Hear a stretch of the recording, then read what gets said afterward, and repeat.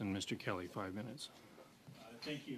I want to go back to some of the numbers here. I found your responses to Mr. Bazan kind of quite troubling. So $40 million is the budget for the entire capitalization of housing. That's correct? That's what you said, I think? I did say we get $40 million a year baseline from the department. Okay, so that's 11,000 units in total? 11,006 in a bit. Okay, yes. so that's 3,500 per unit. Correct. Per year. That is correct. So you have at least every year about 200 houses more are dropping into below average. Is that correct? Over the course of the years of the pandemic, which is the years we're talking about, that would have been correct. But this year, our numbers are actually on the decrease. Of the numbers that are in... Going into below average condition. Okay, can you, if you have to maintain all of these homes in their current condition, even just the current condition, on $40 million, that leaves you with what, enough to build 20 houses a year? Is that correct? So, thank you for the question. If I can contextualize, perhaps it might assist the discussion.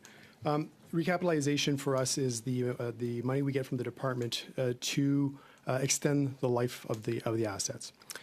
The repairs, the condition, the planned maintenance for those assets are actually paid for not from the department, but they are generated from our revenue stream within the agency and pay for it internally. So we do control the degradation or the decrease in our condition assessment by focusing our investments from our revenues to deal with just that problem. So we do turn our revenue stream over back into the portfolio to keep it on track and to prevent it from degrading. Okay, there was an information request.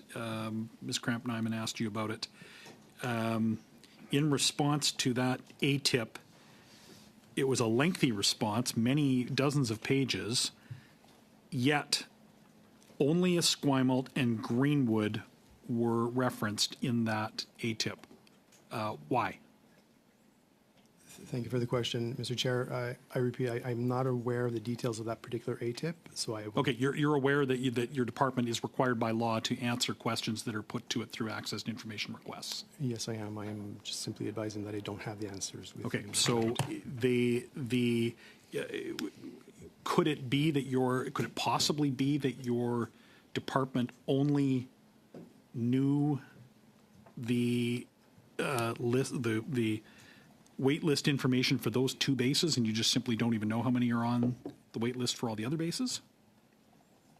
Mr. Chair, I just feel we're at a bit of a disadvantage here because we don't have the ATIP request in front of us. We would be happy to provide you with wait list information by site. We can do that. We don't have the information from the ATIP. That would be very helpful if you could do that. It was a request that was made of your department. The Brookfield hack disrupted a number of CAF members' moves, and why did it take so long for that leak to become known publicly? So, Mr. Chair, I don't think that I can respond as to why it was that we were not aware of the leak when it first occurred. That would be for CERVA and BGRS to provide that explanation. But I would like to clarify that moves continued throughout the entire time frame. Even during the period when the website was down, we were still able to provide members with the advance of funds that permitted them to be able to close on houses and be able to complete their moves. Thank you. There have been complaints that that's not to the contrary, that have become that we have heard that transactions were affected and that people did not get their money, and that there were problems with houses closing, house transactions closing. What information was leaked in this hack? Mr. Chair, thank you. That is not at this time fully known. As you are aware, this was not just CERVA and BGRS Canada. This was worldwide. The company is still working through the analysis in that regard, and we expect... How many individuals were affected? So again, Mr. Chair, I can't give you the total number because at this point that has not been fully validated either by the company or then by extension as we get the information to know that. Okay, what steps have been taken to ensure that CAF members have their information protected?